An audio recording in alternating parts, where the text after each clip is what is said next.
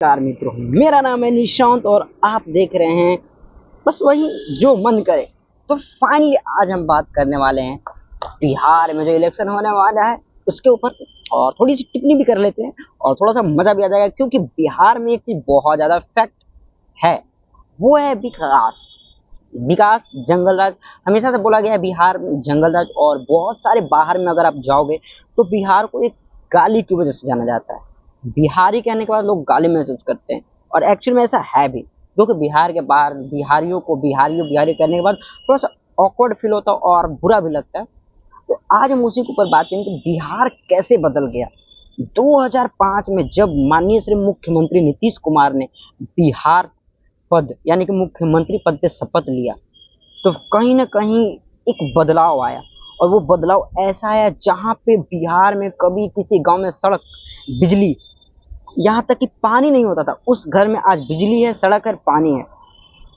जैसा कि बात करें हम पटना, मानते हैं कि विकास उस लेवल का नहीं है, हमारा बिहार अभी भी बहुत पीछे है, लेकिन इसको एक गड्ढे से समतल जमीन पे लाने में नीतीश कुमार ने अपना बहुत ज्यादा योगदान दिया है। और कहीं ना कहीं लोग भी यहाँ पे कहते हैं कि भाई सिंगापुर बना दो। भाई कैसे बना दो, मुझे ये समझ में नहीं आता कैसे बना दो।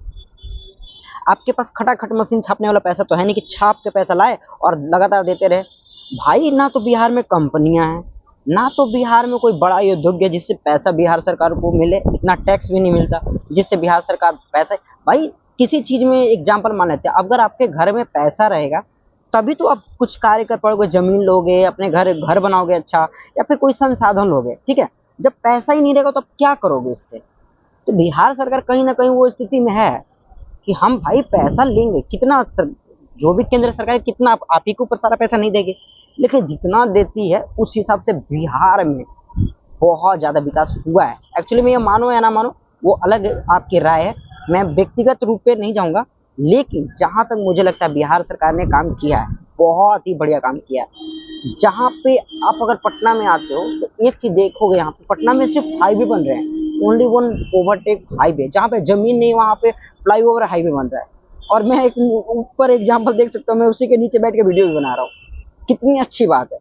और कहीं ना कहीं बिहार बदल रहा है। अब जरूरी नहीं है कि लगातार आप सोच लोगे कि 10 साल 20 साल में बिहार पूरा बहुत ही ज्यादा आगे, बहुत ही ज्यादा मुंबई जैसे दिल्ली जैसे शहर बन जाए, ऐसा कुछ नहीं है भाई, क्योंकि वहां पे इंडस्ट्रीज है। दिल्ली तो भाई सिटी है, मुंबई का आपको पता ही है, तो भाई उस लेवल का नहीं है। लेकिन जहां तक अगर ग्रो कर रहा है तो बिहार बहुत ही बढ़िया ग्रो कर रहा है, और ऐसे ही अगर आगे 10 साल करता रहे तो बिहार कहीं ना कहीं एक अच्छी कंडीशन में आ जाएगा, ठीक है। अब बात करें दूसरे संसाधन, यहाँ पे ना तो कुछ संसाधन है, ना कोई मटेरियल का संसाधन है, ना तो यहाँ खनिज है।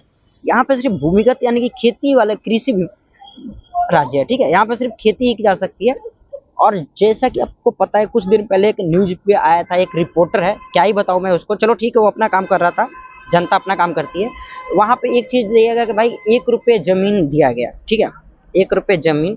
तो भाई मैं ये पूछना चाहता हूँ, कोई भी इंडस्ट्रीज, ठीक है, कोई भी कंपनी आती है, अब उसको आप लाख रुपए या 20 लाख रुपए इकट्ठा दोगे तो जमीन क्या वो कंपनी आप लगा पाएगी? नहीं लगा पाएगी। तो कहीं ना कहीं ये चीज ऐसे ही दिया जाता है, ठीक है, तभी आप कंपनी यहाँ पे लगाएगी। उसको बेचा तो नहीं गया, लीगल लीगल पे दिया गया है ना, लीज पे दिया गया है कि भाई 90 साल के लिए, 50 साल के लिए, 60 साल के लिए लीज पे लीजिए आप, उसके बाद फिर आप चाहे तो ले सकते हैं, वरना पैसा बिहार सरकार वापस ले लेगी। तो ये चीज बहुत ही अच्छी है, क्योंकि इससे कहीं ना कहीं डायरेक्टली इनडायरेक्टली कम से कम 10,000 लोगों को रोजगार वहां पे मिल जाएगा।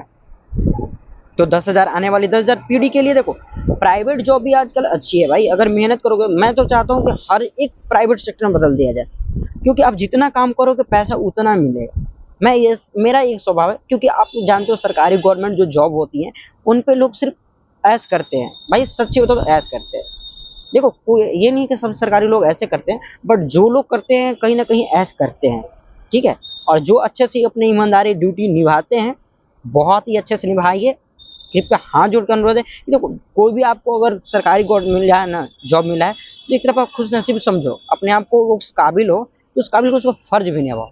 ऐसा नहीं है कि जॉब मिल गया बस है बैठ के कुर्सी तोड़ रहे हैं। भाई अपनी जो जिम्मेवारियां हैं उसको निभाइए, क्योंकि आप जब निभाते हैं ना तो आपको कहने वाला, देखिए अगर कोई भी इंसान किसी काम के ऊपर आपके कराने जा रहा है, वो अगर सही है तो आपको करना चाहिए, ना तो घूस लीजिए। देखिए वो चीज़ अलग है, मेरे कहने और ना कहने से आप लेना बंद नहीं करोगे, लेकिन आप में अंदर इंसानियत होना चाहिए। हर चीज़ को देखो आप लोग, कम से कम ये देखो कि वो व्यक्ति घूस देने में सक्षम है या नहीं है। जो बड़े हैं उनसे तो लो ना भाई, कौन मना कर रहा है, उनके अगर कुछ खसक जाए तो कोई दिक्कत नहीं, लेकिन जो व्यक्ति घूस देने के काबिल नहीं है वो नहीं व्यक्ति नहीं दे पाएगा, तो कृपया उससे थोड़ी तो ईमान रख लो, थोड़ी सी ईमान रख लो बस। मैं ज़्यादा नहीं कहूँगा, थोड़ी सी ईमान रख लो। बाकी जो देखो जिसको देने का क्षमता है उससे लो, मैं मना नहीं करूँगा, ठीक है। और मेरे मानने से भी आप मानने वाले नहीं, लेकिन मैं इतना जरूर कह सकता हूँ कि जो व्यक्ति देने में सक्षम नहीं है घूस, कृपया उससे ना लो। उसकी हालत देखो यार, कोई व्यक्ति आपके पास मदद मांगने आ रहा है, आप उससे पैसा लो और आपको उसके हंसी आता है, और मुझे आप पे हंसी आता है कि आप ऐसा करते हो। तो आपको जब गवर्नमेंट जॉब मिला है उसको सही ढंग से अपनाइए। और कभी कभी मैं देखता हूँ यहाँ पुलिस वालों को, बुरा मत मानना साहब, लेकिन आपकी भी गलती है। मैं कभी कभी यहाँ पटना में ही जाम देखता हूँ, पुलिस वाले आराम से बैठ के कोने में खड़े रहेंगे। भाई आपकी ड्यूटी है, आपको अगर रोड पे ड्यूटी दिया गया है तो आपको ये चीज़ देखना है। ये मत समझिए कि ये मेरा काम नहीं है भाई, ट्रैफिक पुलिस समझेगा, नहीं। अगर आप पुलिस में हैं तो पुलिस एक चीज़ होता है कि भाई सर्वपूर्ण संपन्न होता है, यानी कि हर एक चीज़ मैटर में आपका योगदान रहता है। ऐसा नहीं कि पुलिस का सिर्फ है कि लड़ाई झगड़ा में हो गया, केस में हो गया, नहीं। अगर दो व्यक्ति कुछ चीज़ में झगड़ा हो वहाँ पे आपको जाना है। अगर जाम लगी है, कोई चीज़ प्रॉब्लम, कोई व्यक्ति अगर प्रॉब्लम है तो उसको समझना भी आपका ही ड्यूटी है, ठीक है। बिहार पुलिस एक पुलिस नहीं होता, एक तरह से समझिए तो वो सामाजिक हर एक व्यक्ति को जोड़ के चलने वाला जॉब है। तो इस चीज़ पे भी आप ध्यान थोड़ा सा दीजिए। बाकी देखिए बहुत से पुलिस वाले मैंने देखा है बहुत अच्छी ड्यूटी करते हैं, बहुत ही अच्छी ड्यूटी, मुझे कभी कभी उन पर प्राउड फील होता है।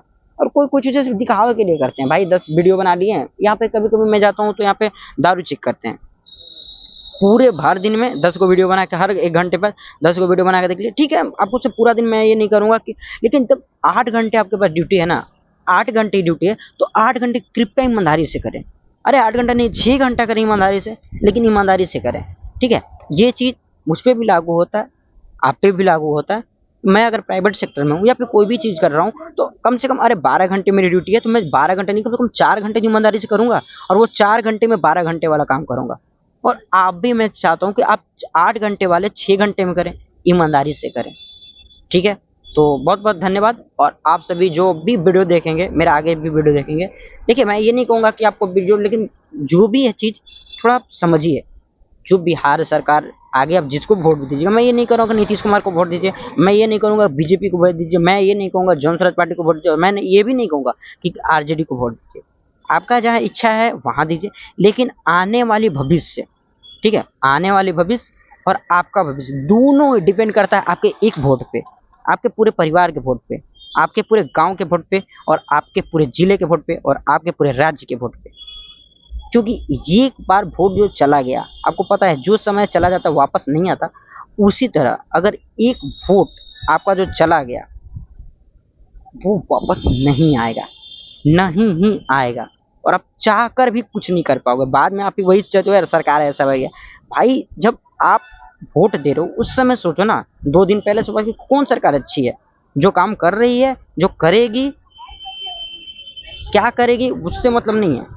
आप एजुकेटेड इंसान हो, आप एजुकेटेड नहीं हो फिर भी आपको समझ आता है, जरूरी नहीं है कि एक पढ़ा लिखा इंसान ही बहुत ज़्यादा बुद्धिमान हो सकता है, ऐसा कुछ नहीं है। सोच पे डिपेंड करता है। आप अपने बुजुर्गों से भी सलाह ले सकते हो कि हाँ देखो, आप ये ज़िंदगी नहीं जियो जो पहले था 2005 के पहले या फिर 2005 के बाद।